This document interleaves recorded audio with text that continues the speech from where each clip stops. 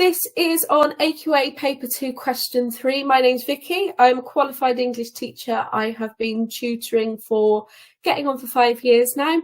I've taught over 3,000 lessons. I've done lots of these bits and pieces before, just not entirely independently, usually with another company. So we'll get cracking. So the aim of today, it says there's no polls. That's interesting.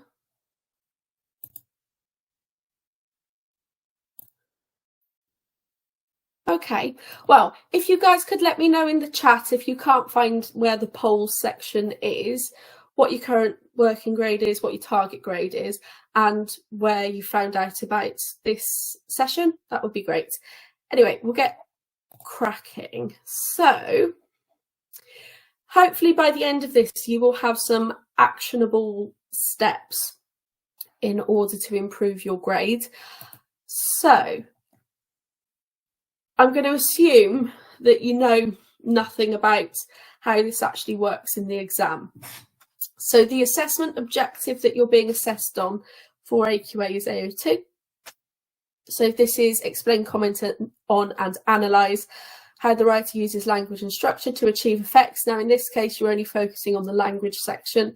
So this assessment objective is also applicable to paper 1 question 2 and paper 1 question 3, so that's why structure's in there as well, but you're only being asked to focus on language in this instance. You need to look at how the writer is achieving effects, influencing the reader, and applying your subject terminology. So before we get going and I start to just jabber on, I thought we would do some language device identification. So the text that I've chosen today is a description based on John Merrick, who's also known as the Elephant Man, who was alive in the over the turn of the 19th to 20th century. So this is an older text, but it was written in 1912-ish, something along those lines. So I've chosen a few language devices out of this text. So if you guys could let me know in the Q&A which you think this language device is.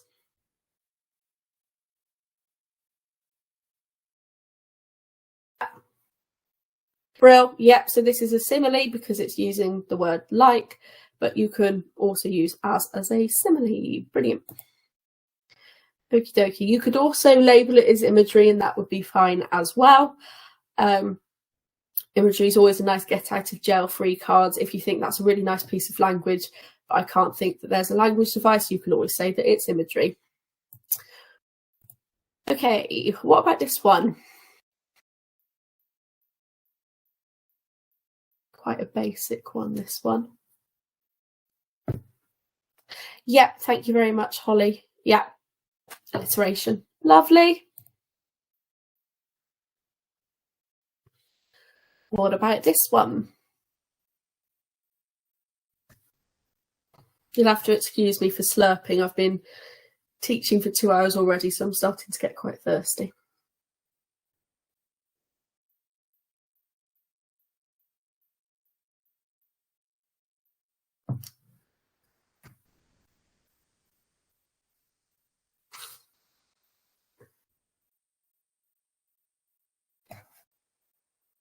Fabulous. Yeah, so it could be hyperbolic, Eleanor. I'd agree. I think if you say that it's hyperbolic, I think it's a reasonable statement to make, but it's a bit difficult to know sort of to what extent whether it is hyperbolic or not, but it's definitely onomatopoeic because slobber sounds like the sound that you make when you slobber. Right, okay. What about this one?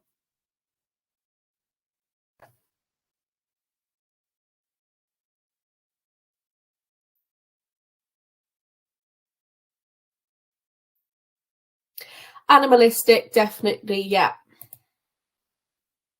Also metaphorical because his jaw can't be a trunk or a tusk. That's also why he's probably called the Elephant Man, or why Trevs, I think it is, chooses to use those words because he's referred to as the Elephant Man. Right, what about this one?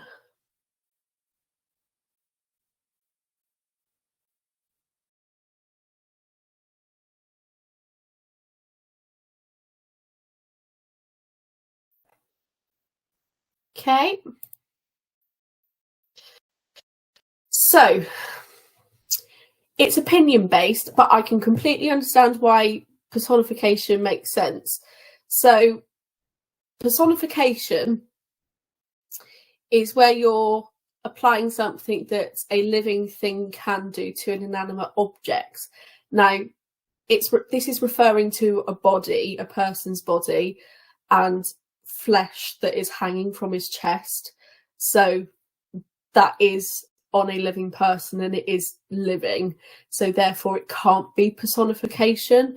But yeah, in other instances, it completely makes sense initially to think, yeah, that's personification, but you've got to think about it carefully to work out that it's not. Initially, I looked at it and thought, oh, personification, and then I realised it can't be personification. Right, okay.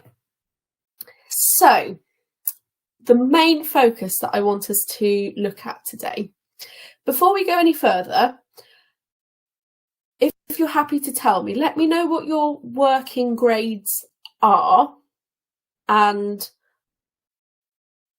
what grade you would like.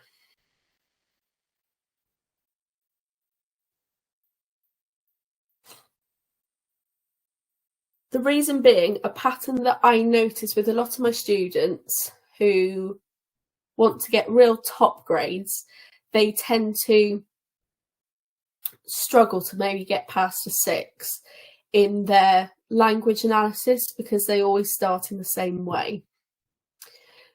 So, generally, when looking at a question where you're doing language analysis, and I used to teach it this way, and sort of since I've got more experienced, I've realised it's not really the best way to teach it. Don't do your feature spotting to start off with. So what I mean by feature spotting is when you go off and you pick out as many language devices as you can find. That's fine because you're being asked to apply subject terminology. However, if you do that, you're then probably likely to start off with the writer uses a metaphor, and you're probably going, or whatever language device, and you're probably going to limit yourself a little bit. So what I want us to do instead is look for overall effects and think about how the writer is actually just trying to create a specific effect, how the reader is feeling, and then look for evidence that includes language devices. So the exam question that I've mocked up for this is, how does the writer use language to describe John Merrick and his appearance? Now, because of the time period that this is written in, as you've probably guessed from the little mini quiz that I've just done with you guys, it's not politically correct, I would say. So I'll read through this with you.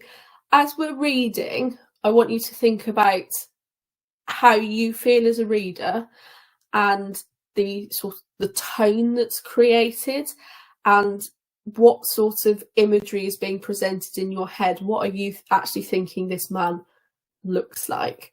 Right, so let's have a look. From the advertisement in the street, I'd imagine the Elephant Man to be of gigantic size. This, however, was a little man below the average height and made to look shorter by the bowing of his back. The most striking feature about him was his enormous and misshapen head. From the brow there projected a huge bony mass like a loaf, while from the back of the head hung a bag of spongy fungus-looking skin, the surface of which was comparable to a brown cauliflower.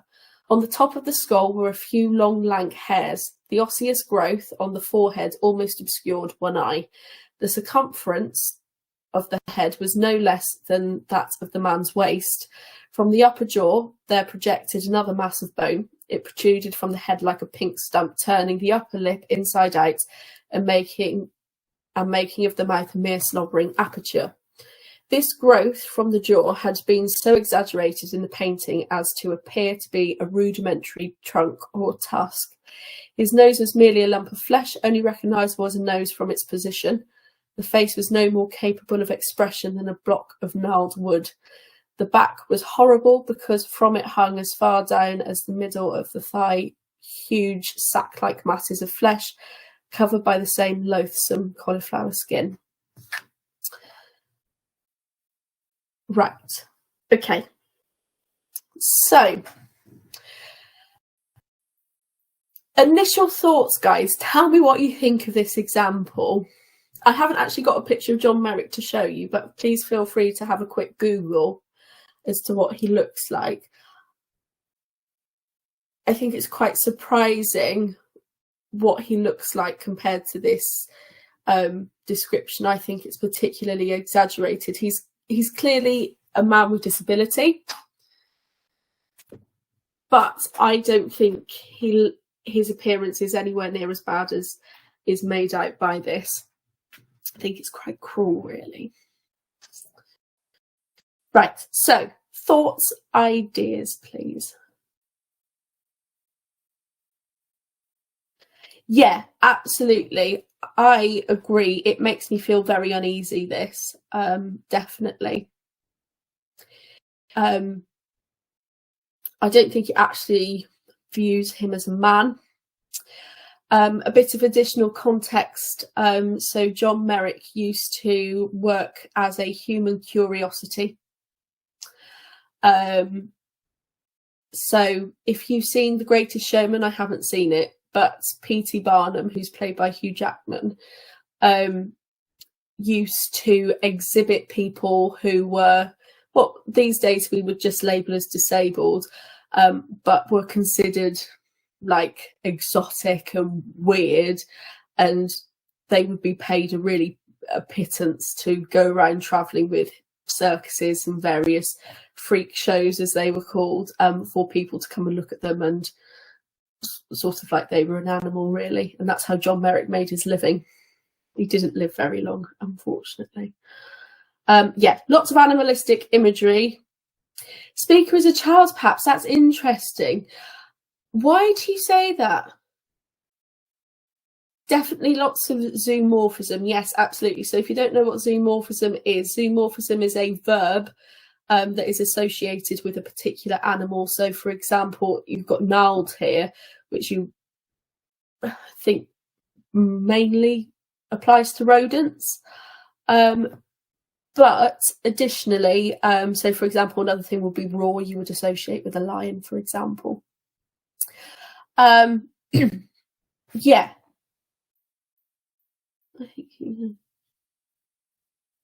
Oh, right. Okay. Yeah, I suppose there's like this air of mystery about him, and I think John Merrick was very famous.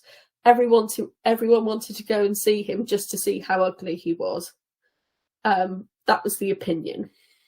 Whereas in reality, he had a really, really life-limiting and affecting disability, which these days we wouldn't dream of doing.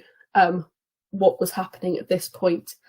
But yeah, this is actually written by a doctor of a London hospital, and this is the next little section. So the right arm was of enormous size and shapeless. It suggested the limb of the subject of elephantiasis, I think, actually. It was overgrown almost with pendant masses of the same cauliflower-like skin. His hand was large and clumsy, a fin or paddle rather than a hand. There was no distinction between the palm and the back. The thumb had the appearance of a radish, while the fingers might have been its thick, tuberous roots. As a limb, it was almost useless. The other arm was remarkable by contrast. It was not only normal, but was moreover a delicately shaped limb covered with fine skin and provided with a beautiful hand, which any woman might have envied. From the chest hung a bag of the same repulsive flesh. The lower limbs had the character of the deformed arm. They were unwieldy and grossly misshapen.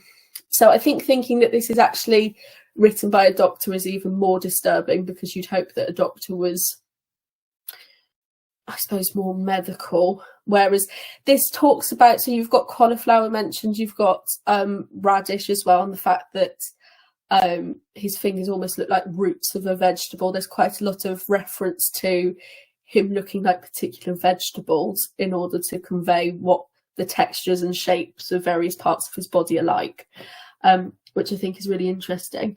Let's have a look, Musbah. So, could the difference in arm and hand show the expectations of the man from the whole society versus his actual appearance? That's a good question. I think what you could say is that there's a clear juxtaposition in his appearance. I think this is a piece of non-fiction writing. So if this was fiction, I would say that is absolutely fantastic, spot on, tell me more about that. But because this is non-fiction, there isn't a meaning behind why one arm looks one way and one arm looks the other. No one's actually made that choice specifically as a writer. But the fact that he talks about it and that any woman would have envied it, I think is really interesting. Also tells you a little bit about the time period and sort of women being vain as well. So that's something to consider. Right, so the temptation is to do something like this, which absolutely go ahead and do, but think more about the effects. So the things that you guys have already told me, so that so you could perhaps start with the writer creates an uncomfortable feeling in the reader by using vivid imagery. That's much better than the writer uses imagery, which is going to push you up. So this particular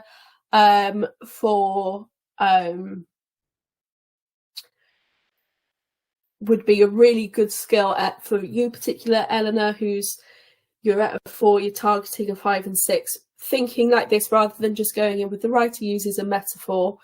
This is shown by, and this makes the reader feel. This helps you to level up and push up a little bit more. So the temptation is to get your highlighter out and highlight and pick out all the different language devices. And there are loads of different language devices that you could add on here. Have I got it on here? I have. So what I've done here is I've thought about a feeling, an effect, or a perspective, and then I've gone and looked at the text and found something that supports that and also has a language device within it. Remember, with this, you don't have to talk entirely about language devices. You can talk about words and phrases, that's fine. And as I said, if there's a quotation where you think, I like that, that's really juicy. But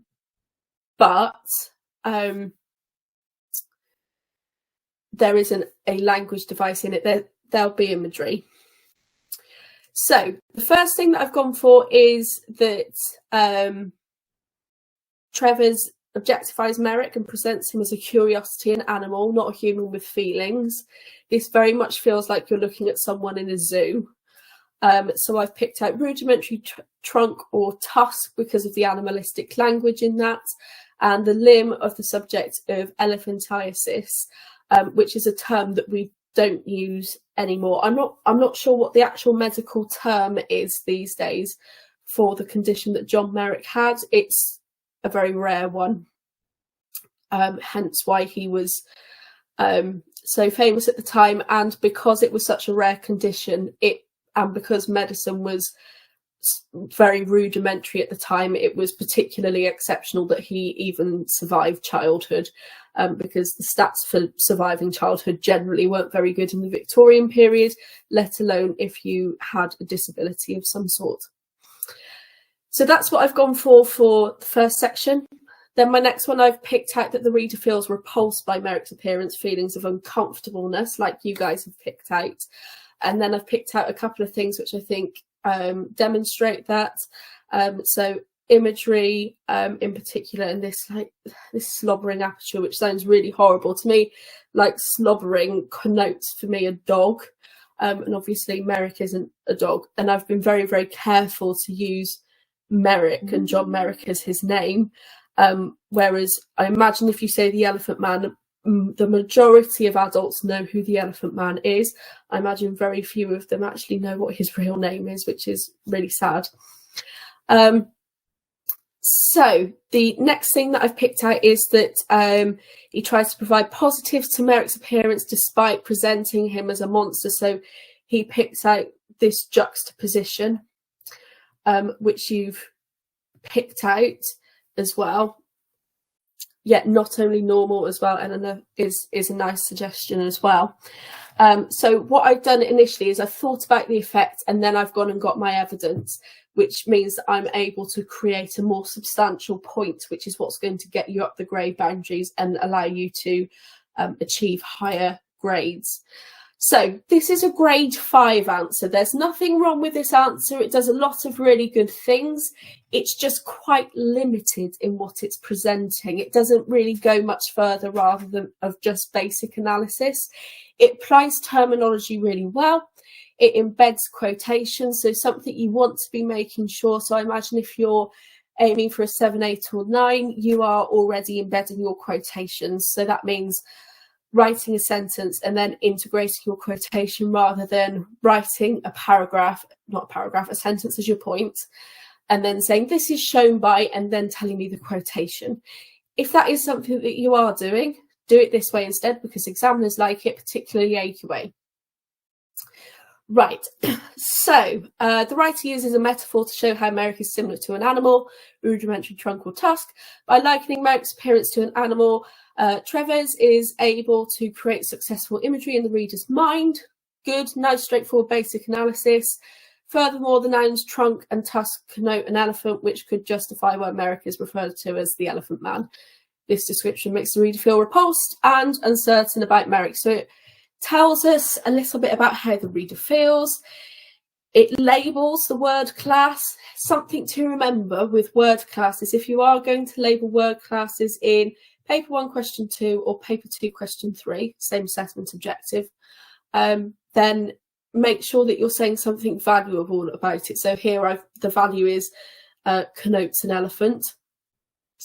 If you just say the writer uses the noun trunk to include additional description, that doesn't really add anything. Something that comes up in the examiner reports for AQA is that students frequently label the word class and it doesn't provide any value to their analysis. So make sure you're saying something useful about it. Let's have a look at grade 9. So Treves objectifies Merrick and presents him as an animal rather than a human with feelings. So that's much more established as a point. The writer makes several references to animalistic descriptions. So rudimentary trunk or tusk. I'm going to talk about more than one piece of evidence to support my point to make this a really well-rounded argument and piece of analysis.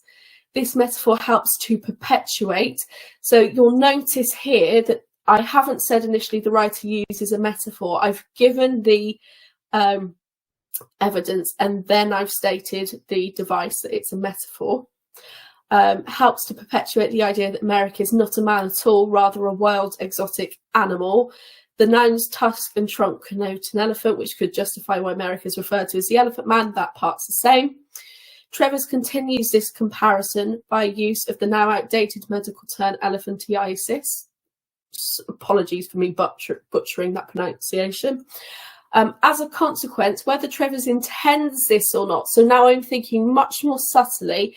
So to be honest with you, I don't think Treves is writing this, and in the exam you'd get more than what I've just given you here. In the entirety of the extract, Treves is writing this to a broadsheet newspaper, I can't remember which one it is off the top of my head, as an open letter in hope that he can find permanent accommodation for John Merrick, because at the moment he's in a hospital wing and he isn't actually like ill. Yes, he's disabled, but he doesn't need to be in a hospital wing, but he's got nowhere else to go. So he's writing this to create awareness of John Merrick and his troubles in order to find him a place of sanctuary permanently, which is more appropriate for him. And Trevor is a doctor. So I think his intentions are probably good. He just goes about it in the wrong way, really. But that could be something that is of the time period. So whether he intends it or not, the reader is presented with repulsive imagery, some more terminology, which makes them fear Merrick and consider him as a curiosity to be ogled. Throughout the entirety of these lines, Merrick is not once referred by name, and as such loses his identity and the ability to be portrayed as a human with complex feelings. So again, I'm returning to this root idea, this concept that Merrick is an animal and not a human, which of course is not the case. Okay, so that is a very, very quick crash course of how to up level. So start by looking for effects, then go and find your evidence, which includes language devices, and then plonk it in. Try and find 2 pieces of evidence for the point that you are trying to make, and then go into your specifics, talk about the reader's feelings, talk about writer's intentions. Now, I've mentioned here that I don't think Trevor's intends to make Merrick appear like an animal, like intentionally in the cruel way that he does. But I think because of the time period and that being acceptable, it's just the way that it was. Treatment of disabled people at the time was dreadful.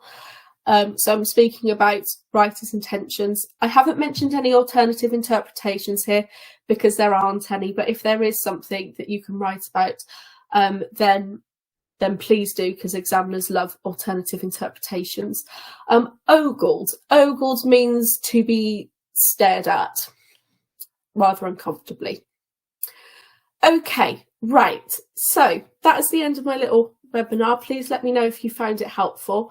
Also, let me know where you found out about me as well, whether it's Facebook, Instagram, or TikTok. I don't think there's anywhere else you would have found me or found out about this webinar. And I also have a discount for you guys as well. So I have, if you find this useful, I have a full AQA GCSE masterclass on the entirety of paper 2. There are videos on each question. There are just over 4 hours worth of videos of me teaching and showing you how to do each question in depth, in more depth than what we've done today. There are 5 mock past papers which have grade 9 annotated responses for each of them. There are interactive quizzes, planning sheets, resources, writing frames, sentence starters, word banks. There's a context organizer to help you understand the difference between now and the Victorian era, if that's something you struggle with. There's a terminology bank, and also at the end of it, you can send me one mock paper, and I will mark it for you within 2 weeks and send it back to you guys. So you'll get an email at the end of this session, which will take you to the website where you can go and buy the course. And if you put in 20 off when you go to the payment, it will give you 20% off as well, which is exclusive to being in this webinar. So very few people are going to have the opportunity for that. There is loads and loads of content in there. It's really brilliant, if I do say so myself. So this is all of the bits and pieces you will be getting. There's sheets and sheets and sheets of stuff. So annotated responses, grade 9 examples, how to create hooks effectively. There's annotated responses to each question. What else have I got? There's PowerPoints to go through, quizzes for you to answer yourself as well, which you'll get immediate feedback on. As well as the mocks, you've also got these little writing frames that you can use if you're struggling to get more than like a grade 4 or 5. Those are really helpful. Tips on how to structure your paper 2 question 5. Also planning resources in terms of working out how you're going to do each question. So there's Venn diagrams and various bits and pieces, a terminology bank, organisers, and various other bits and pieces as well, all the terminology that you could need, and a context organiser as well. So that's everything. If you have any questions, please let me know and I will hang about for a couple of minutes and answer them. And that's it. Thank you very much for coming.